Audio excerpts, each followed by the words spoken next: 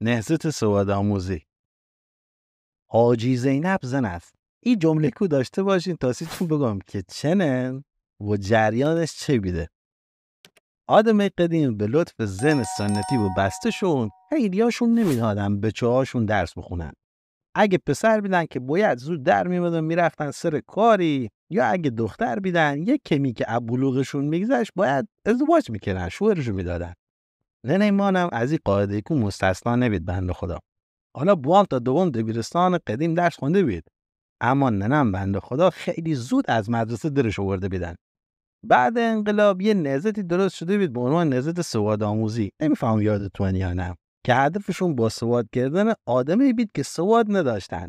حالا بهترم بگم که سواد خوندن و نوشتن نداشتن.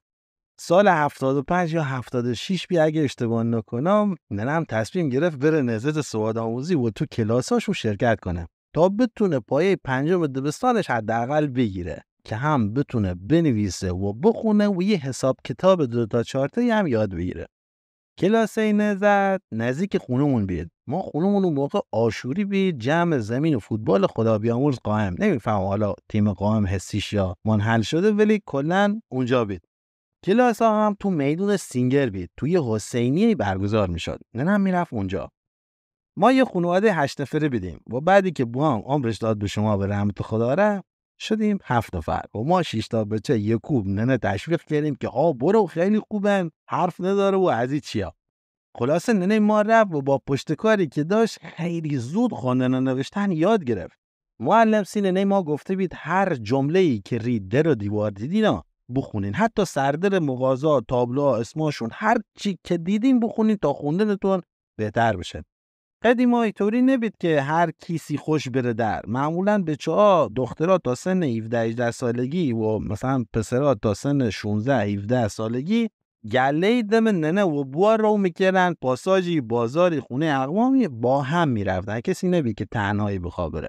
بعد اون موقع هم اسنپ و ایچیا نبید مثل الان تاکسی زیاد گیر بیاد و هزار تا امکانات باشه گرفتن تاکسی به سختی گیر اومد و یه وقتایی هم وانتا مسافرکشی میکردن که این خیلی خنده‌دار بود. یادم هر وقت ما سوار وانت میشدیم و به مقصد میرسیدیم، آدمی که عقب وانت میدن بعد دو پی میتنگیدن عقب وانت که صدا بیاد در و بره تو گوش راننده و راننده بزنه کنار، یا اگه این حرکت کو ادامه میدادین نمیشنید و کسی که جلو بید با مشت میزد سقف وانت تا بلکه راننده بشنه و بزنه کنار.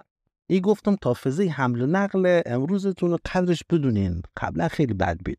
خلاصه ننه ما همین وسط چه پیاده بید، چه سوار وانت بید، چه تاکسی بید، در دیوار هر چه میدید میخوند، اما یه وقتی هم به سختی میخوند. یه رو سمت خیابون و فرودگاه بیدیم، بین حد و فاصله سره فرودگاه تا میدون امام ماشین داشت میومد. ما پیاده شدیم که یه مسیر پیاده بریم. ننه ما بلند یهو گفت حاجی زینب زن است. بعد ما سیش گفتیم که نه حاجی زینب خب زنن دیگه، خب می بچه باشه، می مرد باشه. نه این جمله کو اشتباهه، غلط خوندیشا. ننم هم کاملا جدی و قیافه حق و جانب به خوش گرفت و خب هم خوندم، ما هم همین که رو دیوار نوشته بید گفتم دیگه. این درست ما فکر کردم یه جایش مشکل داره و نمیفهمم. تا ای گفت ما چند تا بچه‌ای سرامون عینه و پنکه رو میزی شروع که چرخیدن. دو میگه کلمه کجا نوشته ما پیداش کنیم و بخونیمش که اصلا این جمله کوچنن کجان. ما جمله کو دیدم تا تو دلم خواندمش وسط کیچه نشستم و اخنده مثل چرخام غلط میدادم توی خاکا واری اسفالت و ایل و اول. نه میگو میچتن بچه مار نیشت زده خود چه مرگتن میچه گفتم ما چیچه داری میخندی.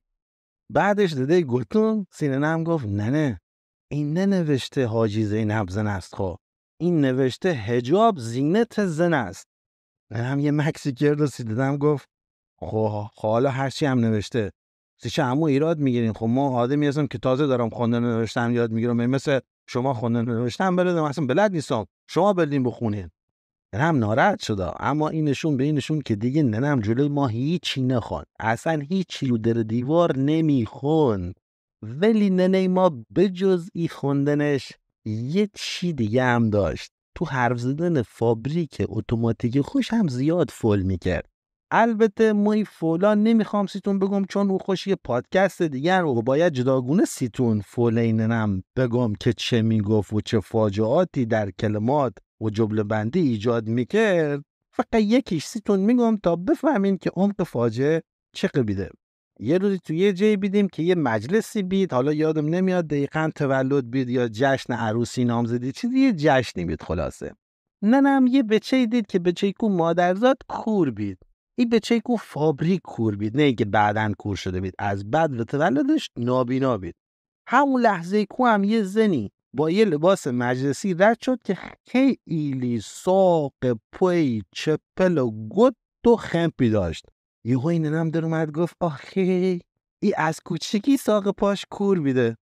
ما سیل هم کردیم، ای سیل ما میکرد، ما سیل او میکردیم، او یکی سیل یکی دیگه میکرد. و ننم همینجور با غمی جمله کو تکرار میکرد آخه ای از کوچیکی ساق پاش کور بیده و همینطور تکرارش میکرد. ما سیش گفتیم ننه چه میگی؟ چرا این جمله کو اصلا که داری میگی؟ تا سیل کردیم به ای بچه کو کورن، ای زنه کم ساق پاش کلفتن. حالا ننم اینا با هم ترکیب کرده بی یه جا گفته بید چون خیلی ریش تأثیر گذاشته بید. ما کم کم داشتیم تو افاق محو می شدیم و ننم اصلا به ما گوش نمیداد. این جمله کو همینطور تکرار میکرد.